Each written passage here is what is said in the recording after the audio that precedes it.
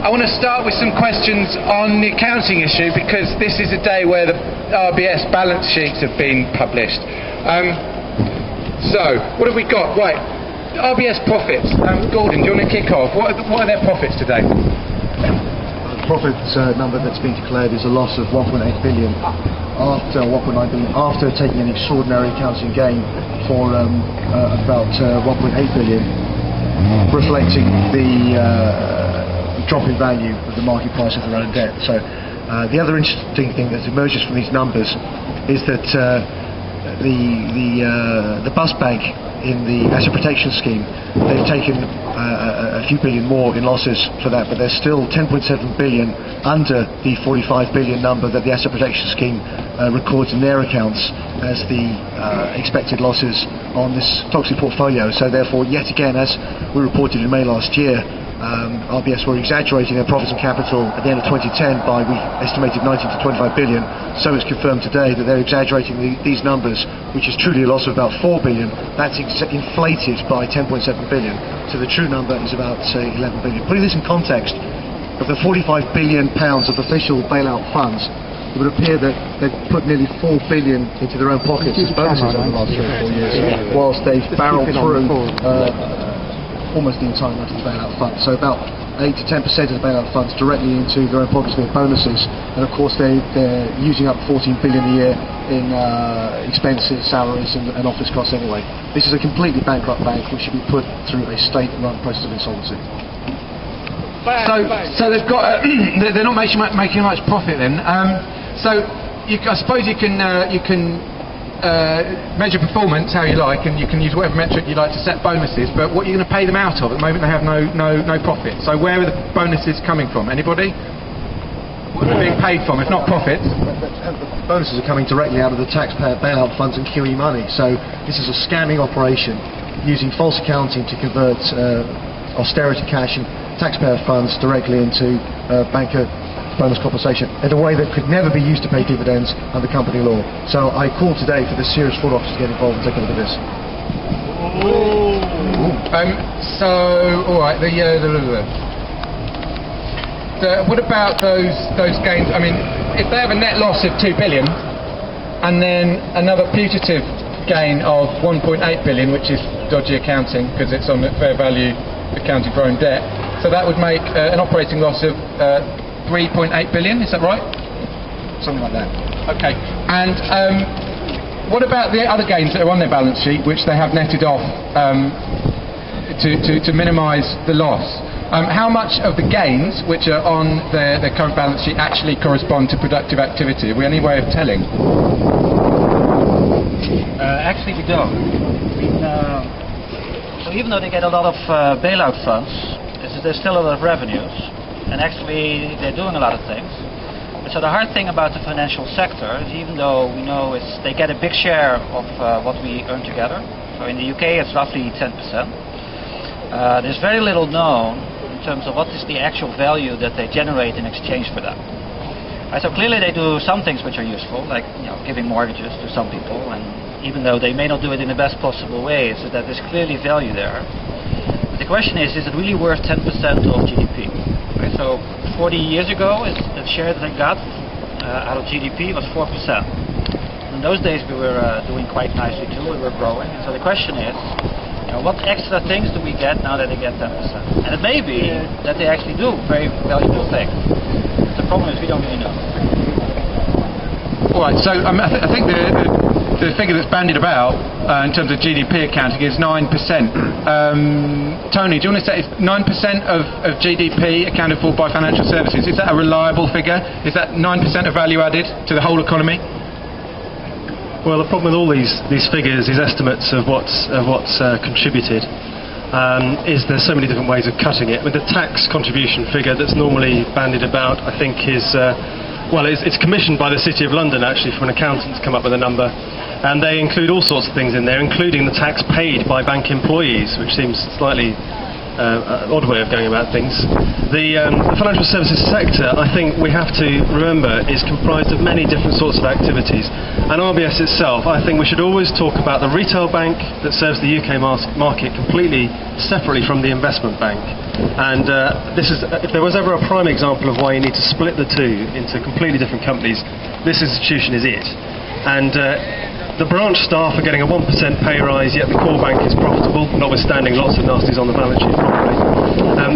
The investment bankers are still getting healthy bonuses, despite the fact that they're losing lots of money. So I would suggest, if investment bankers create so much wealth for the economy, then let them take over the investment bank, and then they can gamble with their own money and pay themselves bonuses out of their own money. And if they blow it up again, they can lose their own jobs and their own houses and their own pensions.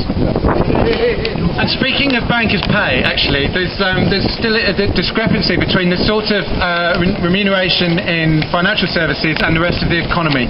Wouter, does that reflect observable differences, for example, in skill differences and observable factors like that, or not? The wages earned over and above the rest of the economy. So Thomas Philippon from the University of New York has looked at that, and so he thinks the answer is no. Right. So you see is that wages in the financial sector have gone up, and a lot more than in other sectors. And if you sort of control for observables like the education that they have, you cannot explain it, especially in the last 10 years. Right? So before the last 10 years, part of the increase in wages was explainable by better education, better productivity, but especially in the last 10 years, there's a gap there that's not to be explained. And to add to that, there's another study that did a very long examination over time and showed that when banks went through a period of being deregulated, then the wage premium rose. And that happened prior to the 29 crash, and then when banks were properly regulated, that premium began to disappear. And obviously what's happened in the last 10, arguably since the 80s, the deregulation has progressively allowed banks to extract higher and higher economic rent. I think you're referring to the unearned portion, if you like, of what they're paid. So, like in the early 30s, what we should be doing is properly regulating the financial sector, and we haven't really seen anything, to my mind, that equates to the actions that were taken after the crash in 29. The accounts are, of course, grossly uninformative on banks, but they're grossly uninformative on any large conglomerate. If you look at General Electric, for example, it's impossible to figure out what's going on inside. If you put that to one side, there are a couple of ballpark figures, a couple of important aggregates that you can look at, particularly labour comp, which we've been discussing. And the important point there is what this year's figures bring out is they're changing the form in which they're paying the workers, but they're not dramatically reducing the pay. So the bonus pool is down by some 50%. But if you actually look at fixed pay, that's been increased, as it has in Barclays and other firms, to compensate for smaller bonuses being paid in deferred security form. So we're still in a setup where, if you look at it, this year it appears, and again I haven't had a chance to look at the accounts and I'm going from media reports, but it looks like investment bank profits are down by 50%. And what we see is that pay is down by maybe towards 10%. We're still talking about a system whereby pay is linked in to the turnover of the business. The so-called comp ratio system, which they had before 2007, is still in operation, and in effect we've got a kind of profit share between the senior investment bankers and the shareholders, and that simply hasn't been focused on in public discussion, and it's time that it was focused on in public discussion. I was going to bring up 35% bonuses, or they went 35% bonuses, and only 30% of profits at Barclays went to bonuses, and only 18% at RBS, so they were finding themselves as relatively virtuous. However, I gather that the compensation ratio as a whole has gone up at RBS from 34% to 41%. Does that mean the focus on bonuses at RBS is actually a diversion by them? What we should all be focusing on is the comp ratio. Comp ratio was typically between 40 and 45% in investment banks on Wall Street before 2008. Presto, it's 41% in RBS right now. What change? No change at all, other than a diminishing proportion of pay being paid in the form of bonuses where it's deferred. All theatre. Right. Just to, on the broader issue of the value of investment banking or banking as a whole, the value added. Can we tell how much of the activity of financial services is actually adding value to the economy as a whole, net value for society, and how much of it merely transfers value, money, wealth from one group within society to another? Does value added take that into account? Wouter. So the answer is that we don't really know. And the problem is that this sector is just so complex and so intransparent. And to be fair, some things are really hard to measure. Right? So it's that these guys, they deal with risk. And so if they lend out money, and then there's a spread between the cost at which they attract funds and the rate at which they lend them out. That's called value added. You want to correct, for the risk they take on. If they are just managing to create a spread because they invest in riskier stuff, then they lend it out, then we shouldn't call it value added. If they really find really good, profitable ways to invest, then we should call it value added. The problem is that our world has become so complex that we don't even have answers to those kind of questions. So the supposed 9% of GDP that financial services contribute, is that a reliable figure? Well, so some people would say is that if all prices are right, there's competitive markets, then if they wouldn't be right, then other people would come in. Right? But some of you guys already mentioned it earlier, is that it's likely that there's rents there. It's not that easy to compete, and then if they extract rents, then a big part of the 9% is just these guys being lucky that they have these positions. So, do you think it's a reliable figure? Probably not, then. Probably not. Can I just offer a couple more numbers to shed some light on this socially useful stuff from the accounts of the big four UK banks? In about 2006, I think the total lending to individuals and businesses, which people would regard as the real economy, was about 3.5 billion of all four banks combined. RBS is about a third of all these numbers. The last numbers we have show that in 2010-11, that number's fallen to 3.1, 3.2 billion. So all the measures the government talks about encouraging lending to ordinary society are failing. Let's talk about derivatives exposure. On-balance sheet derivatives exposure for these banks is about 1.1 trillion at the moment, steadily rising since the bailout in 2008. It's been a little bit higher before then. But of great concern to me is that we are grossly exaggerating the value of even this bankrupt bank sitting behind us right now, because this bank has a massive negative value, as already demonstrated by the cost of the 2008 failure. And my serious concern is the exposures it's taking now, as these men gamble and gamble away, putting everything on red, betting the farm on anything, is going to expose us to the risk of some future bailout. And I would urge everybody to unite this campaign that there should be no further bailouts of any bank. And one worrying trend here is this insane concept, this construct known as the Basel Capital Rules. 2006, the combined investments of UK banks in sovereign debt was about 500 billion. Today, it's about 790. So, as banks have taken the QE money, they've put it into these sovereign bonds, which, just to slow down, confer no regulatory capital charge. So it inflates their core Tier 1 figures, makes the leverage look less strong than it surely is.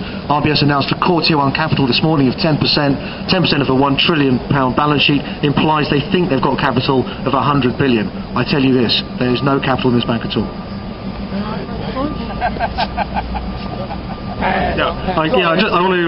Picking up on that, I think that it does show the dangers of regulation, and I think the best solution to the making banks work better for society is actually to break them up. I mean, break them up significantly, so and make sure that we have banks that focus on lending to individuals and businesses.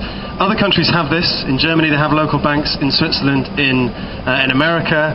What you'll find when you look at those places is that lending to small businesses was maintained and increased after the financial crash. None of the pantomime of Project Merlin in other countries. They don't need it because they have banks that do what banks are supposed to do. When you also look at those banks, they might have made profits of only 6 or 7% return on capital, but they continue to make profits after the crash, because they were sensibly run banks that served the domestic economy. Now, when you hear a chief executive of a bank saying, we want to make 13%, 15% return on capital, right, do not put your money anywhere near it. Because you cannot make that sort of return without taking huge risks. But of course they're happy to take those risks because they know that if the gamble turns wrong, they don't have to pay the tab. We do. Karel. Can I come back to this underlying issue about what's useful and what's not useful? Because I think Wouter has very nicely laid out both today and in his published work that it's very hard to measure what's going on. And I think that if you don't have precise metrics, then I think you've got to ask yourself some fundamental questions about banking, like what can't they do and what do they do? And if you say what can't they do, it seems to me if you look at banking over the last kind of 20 years, what they can't do is judge risk. I mean, we're now in the middle of a sovereign debt crisis because they've got large amounts of stuff on their balance sheets which they thought was risk-free, which turns out not to be risk-free. And this comes 4 years after a major crisis caused by them holding lots of AAA securities, which they thought were risk-free, which turned out not to be risk-free, the credit derivatives and the mortgage debt. And this goes back through Russia to Latin America and all the rest of this kind of business, and connects with Tony's points about what banks should do, could do, and should be allowed to do. Clearly, they should not be allowed to punt on a variety of classes of paper which they believe to be risk-free because they're very poor judges of risk. And then you can ask, there's a secondary problem. What can't they do is judge risk. What do they do? What do they do? Well, the simplest way of answering that question is to look at what they lend on. And if you look at the British banking system in 2008, 84% of its loans are A, on property, or B, to other banks. It's completely to do with basically dead property and the inflation of asset prices, or simply punting bits of paper around inside the banking system. Now, it seems to me both of those activities, prima facie, without Wouter's precision, are unlikely to be socially useful in any sense whatsoever. Brief supplementary follow-on. I think the interesting thing here is that all the chaps doing this kind of activity that's been described by Karel, Wouter behind us are well aware of this. They're well aware of the insolvency of their own bank. They are totally obsessed only with the amount of personal cash they can take out of the system. I would ask any of them to defend themselves by demonstrating how much voluntary money they've put into buying shares in any of these banks. I think we'll find the answer is very trivial indeed. But the solutions to this are many and varied. There's been many debates, but I would like briefly to mention my hope that we can get cross-party support for a new bill being laid before Parliament next Thursday, February the 29th, by Steve Baker, MP for Wickham. And this bill's been drafted by Kevin Dow, Tim Bush, myself, as in last year's bill. There are several features here, but the most important one of which is to just realign bankers' incentives to comply with the laws of moral hazard. So if this goes through, nobody will be allowed to serve on the board of a UK bank unless they post a personal bond in a minimum of the higher of £2 million or 50% of their personal net worth. We're in a banking crisis here. We have no time for paupers on the boards of banks.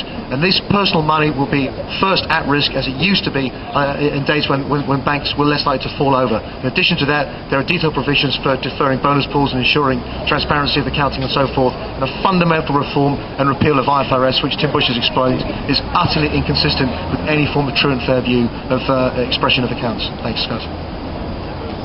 Well, one other thing, right, just to quote Andy Haldane of the Bank of England, he reckons, I think, he says that some of the numbers in terms of implicit subsidy, if I bring up implicit subsidy, some of the numbers he says are just eye-popping. It's probably a technical Bank of England term. He says that whichever way you measure implicit subsidy, it runs into tens of billions, sometimes hundreds of billions per year, and actually sometimes exceeds the total measured value added of the banks themselves.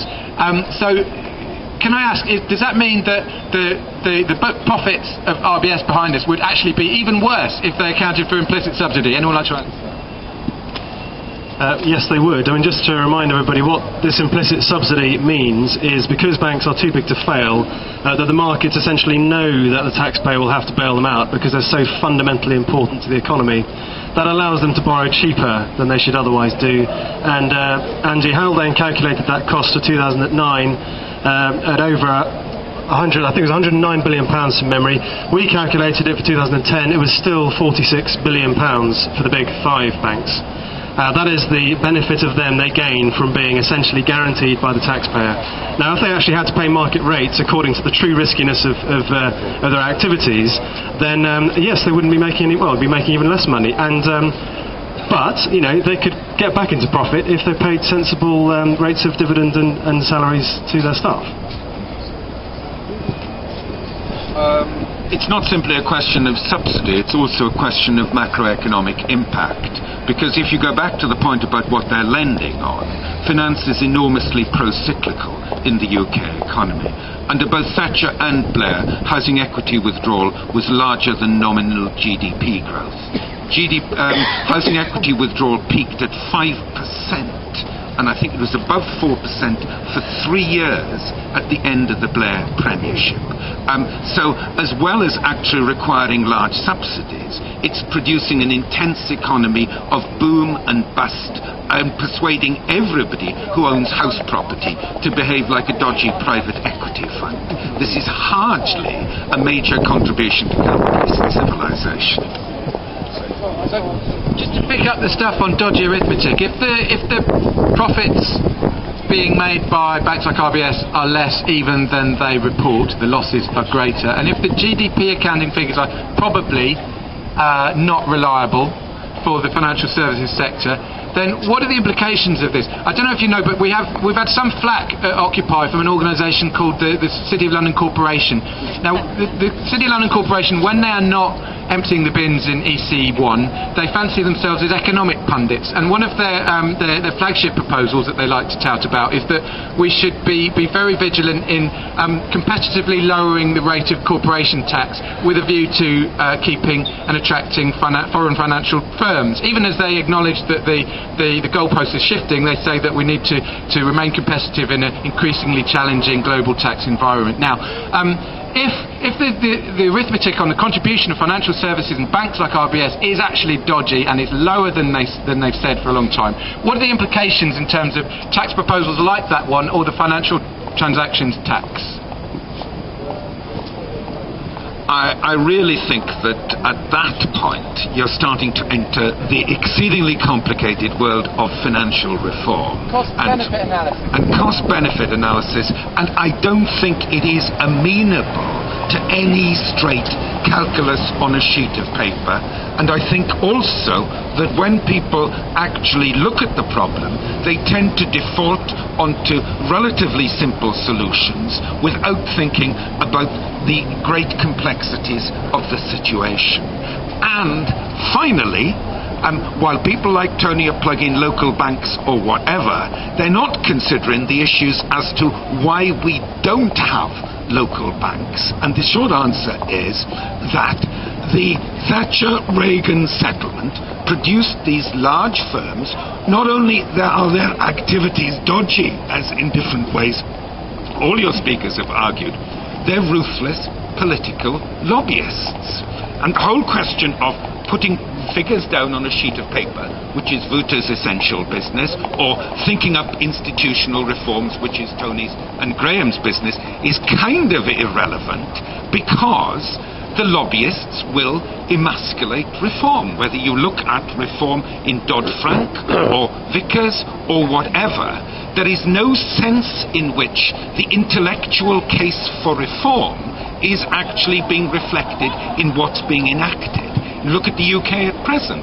There's a very odd kind of situation, which is Andy Haldane, the leading policy intellectual on banking reform, Martin Wolf, the FT's correspondent, and the whole of the rest of the informed commentariat and interested economists believe we need much more radical reforms than Vickers, and yet the three main parties are all of them convinced that the enactment of Vickers as quickly as possible is the thing to actually do. Now, I mean, that's a kind of complicated way, Rick, of not answering your question, but I would say it's exceedingly politically relevant. We've created a kind of pastiche of capitalism where very powerful interests determine what can happen. Haldane again, Andy Haldane, he says it's in bank managers' interests to make mirages seem like miracles. Does that mean our leaders are still believing in these mirages? Thank you, Richard. Actually, I don't think anybody believes in these mirages. I think what the legacy we're passing from this crisis to the next generation is what an incredibly inept, incompetent and spineless bunch of regulators and leaders we have supervising the situation. People have talked about regulatory capture, trying for the vested interests, IFRS accounting being run by this remote ISB board stemming from an agglomeration of the accounting firms that Tim Flitcroft drew to my attention through the writings of Prem Seeker, which I devoured last night and this morning. This entire umbrella of regulation is utterly incompetent, and frankly it's a kind of gravy train where everybody involved is probably demonstrating Peter's principle to the very hilt. They couldn't possibly earn the kind of money they get doing these incompetent jobs in the outside world if they had to go and make a living like those of us around the table here.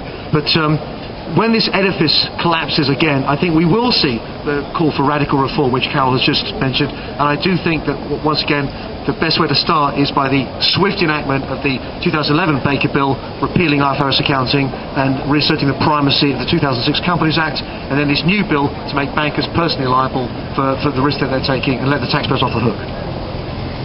Yes, I see that the chairman of RBS this morning pleaded, in fact, for the bank to be allowed to be run along commercial lines. Well, how ironic could he possibly be? Was it being run on commercial lines when it went on a reckless acquisition spree? Was it being run on commercial lines when it missold financial products to people, some of whom were very vulnerable, for which it's been called up and made a provision this year? Was it being run along commercial lines when it inflated asset booms, when it got involved in subprime US lending? The last person that should be, and whether was it being run on commercial lines when it continued to pay massive bonuses or remuneration despite the fact that it's a loss-making, indeed insolvent company? The last person in this country who should give a lecture on running anything on commercial lines is a banker. Unbelievable. So if it's not possible, what we should be asking ourselves is what kind of banking system is going to serve the economy more broadly, rather than the interest of the banks themselves, or indeed even the shareholders of the banks. We are now shareholders of a bank, and I think it would be a mistake to simply say, well, we must let it go off and try and pursue as much profit in as many dodgy ways as it did prior to 2008 so that we can get back our money. No, what we need to do is make sure that we build a banking system that actually benefits the economy more broadly. Okay, Sebastian, look, I'm going to throw it open to anyone else who wants to ask questions. Gavin, is that a small Scottish bank, Bank of Scotland and Royal Bank of Scotland, with a large number of Scottish MPs, including those from Kirkcaldy, embarked on an ambitious reign to grow the size of employment in Scotland via taking over 4 times bigger banks like NatWest in London. However, in stretching those ratios, they had to have the agreement of politicians like Tony Blair, Gordon Brown, Alistair Darling, many Scottish MPs.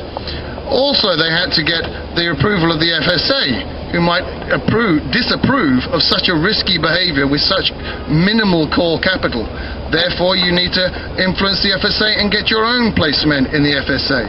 Then, when that money begins to run up because you've done poor loans, you will also need to have changes in the accounting rules in the 2004 fair value accounting standards so that you can pretend that your loans are better than they actually are. Then when that runs out, you have to resort to the auditors and accountants, insure them in case they didn't find anything in the audit and that the bank wasn't a going concern or run on a prudent principles or even consistent.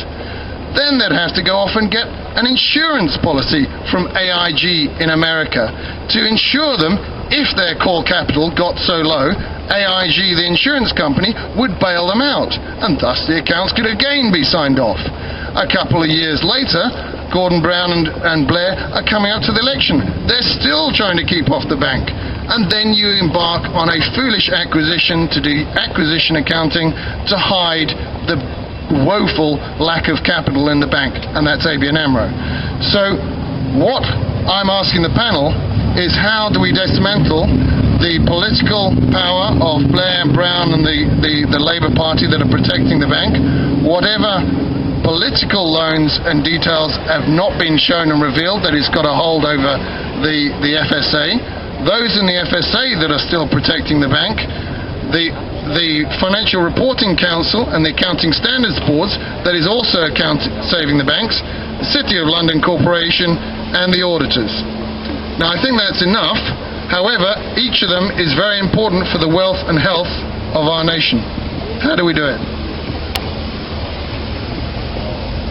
I think these are absolutely central political questions, which is about the implication of policy elites in what went wrong.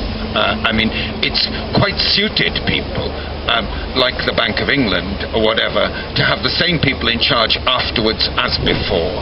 And it's quite suited them not to ask any fundamental questions. I think there are two fundamental preconditions for what went wrong with regulation and the political class. And the first one on regulation, which has been mentioned so far, is that banking is inherently difficult to regulate, because innovation is about finding ways round regulation. We had a good example of this from Gordon about how, look at the Basel rules on sovereign debt, look how it figures as regulatory capital, and that means you want more of it. It's exactly the same with credit derivatives. Shifting things off your balance sheet was in Basel terms sensible. So I think there are very strong problems about regulating banking, which means you need very strong prohibitory Glass-Steagall type rules to stop people doing things, like very large margin requirements on trading, which requires people to have heavy capital. But when you've said that, there's a second problem, apart from, if you like, the technical question of what the central bankers and the regulators got up to. And the second question is about the political classes, who were in Britain and America entirely complicit. New Labour, Democrats, Republicans, Conservatives, all of them were completely complicit in what went on before 2008. And I think the answer there, of course, is the collapse of political participation and mobilization. The Tory party had 1.5 million members in the 1950s. There were 250,000 or more young Conservatives. There are now fewer than 200,000 Conservative Party members in the UK. Activist parties like the Republicans in the US are not representative. They sustain their own pernicious cultures, and if political mobilization declines, then you get politicians who represent metropolitan cliques and who become increasingly dependent on funding from corporate business. That's an exceedingly difficult problem to solve. So people have brought up the insufficiency of the Vickers agenda and reforms. Talk about reform generally, if they actually sort of pull their finger out and manage to do what Andy Haldane suggests and target wonky incentives at source and directly rather than trying to spread cushions around. If a regulatory change, I'm going to put this back to Wouter, I brought you in for a bit, but if a regulatory change cost, for example, $1 billion a year to the financial services sector, would that necessarily be a bad thing? We lost 35 billion at least. For $1 billion, Wait 30 years, right? for $1 billion, you should go for it. But I mean, the most important thing's got to be is we got to make the financial sector more transparent, because then it will be much easier to sort of understand what's going on in terms of what their accounting is and how we should regulate that. The problem right now is that the system is just so complex that we cannot evaluate risks of institutions and systemic risk. I'm actually not that much against bonuses if it's sort of clear that they actually deserve it, but the way the system is right now, you cannot evaluate it properly. So we're just sort of staring into a mist when we try and work out what RBS is even worth and what the banks are worth. Yeah, but I think we have to realize in some sense how scary that is. See, I really thought that when the crisis hit, that this would be a great opportunity to actually turn things around. And I've been actually flabbergasted is that politicians sort of didn't take this opportunity when they sort of had the momentum going to actually do implement some of needed reforms. And so actually, I mean, in terms of sort of the risk of the system, very little has changed. And given that we know sort of how deep we can sink, there's the possibility that's going to happen again. Yes, unfortunately, there was, I think over a year ago now, the Financial Times Lex column commented on some research that we'd put out and said, in all likelihood, it will take another crash before any serious reform takes place. I think the problems of regulatory capture, of political inability or complicity, depending on how conspiratorially you want to feel about it, is a tough nut to crack. And it's particularly bad in this country because, for various historical reasons, we've got we feel our political establishment feels very, very dependent on the city, and how to help them break free of that, I don't know. I mean, that's not to say that there's nothing happens in the city that's not good or useful. It is, but certainly the inability to all three main parties think that the Vickers report was a good solution is quite astonishing, frankly, especially given that it's going to take 8 years to even implement it, when they expect public services to sort of handle a 30% budget cut in 3 months, sort of thing. So I don't know the answer. I just hope that it won't take another crash before we get serious reform, but I'm afraid I am slightly concerned that it will. Can I ask any other questions from the floor? From people? There's one on the floor. Go on, you have to come. Hello. Right. We're constantly told that we actually... Right, thank you. We're constantly told that we are shareholders in RBS. We're constantly told that we own 86% of RBS. I have serious doubts about that, because the reality is that if we own 86% of RBS, the other 14% exerts absolutely phenomenal leverage, such that I'm absolutely impotent to exert any influence whatsoever over RBS. So that means that I am not a shareholder. So quaderat demonstrandum, the argument is completely defunct. I was just going to say that's because of the choice of the way that it was taken over. That's just a political choice. It's being run so supposedly at arm's length, so that there's no political interference. Now that means that it's less accountable to its shareholders than all the other banks, because the 86% shareholders deliberately chosen to not exert any influence over it. I don't actually think any of the shareholders exercising any influence whatsoever. I think this is a loss-making Ponzi scheme which has been taken over by its management, and that's why we ought to have proper regulation. It's quite interesting because Tony has mentioned how it was done. The British state is very adept at anti-democratic measures which remove things from popular control. And so the Treasury's first objective was to set up this agency called UKFI, which actually means that the banks are nationalised, but it's at arm's length. And arm's length is the traditional British terminology which covers the elite decides what happens. If you then look at the objectives which were set for UKFI and via UKFI for the banks, they were almost unbelievably to create shareholder value so that the banks could be sold at a profit, even though shareholder value and double-digit returns on capital were what had produced the leverage and the risk-taking which got us into the mess. And this is symptomatic of what Wouter was talking about the kind of politico-cultural failure of our elites, not only in Britain, but in other countries as well, to come to terms with the failure of the banking system and figure out that you need to do things very differently, rather than same again, which is what shareholder value from UKFI represents. You cannot talk about shareholder value if you've just lost 97% of every single share price of Royal Bank of Scotland, from £12 to whatever it is, 28p. That is a massive loss of shareholder value. That would take 50 years or 100 years of normal returns to get back. It's a deception.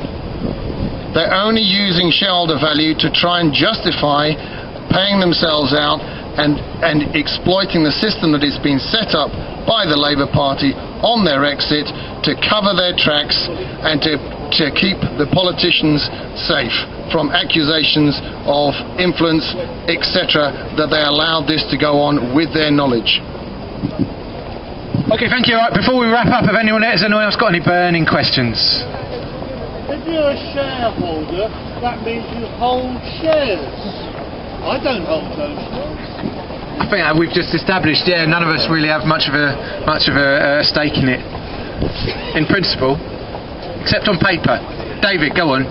Okay, I'd just like to hear everybody's opinion here as how we get out to the general public that we are captured by the finance sector, by the financial elite, and how can we get the fact that they've got us by the most sensitive personal parts, economically speaking, to all the people who are being ripped off across the whole of this country, not to mention outside this country as well.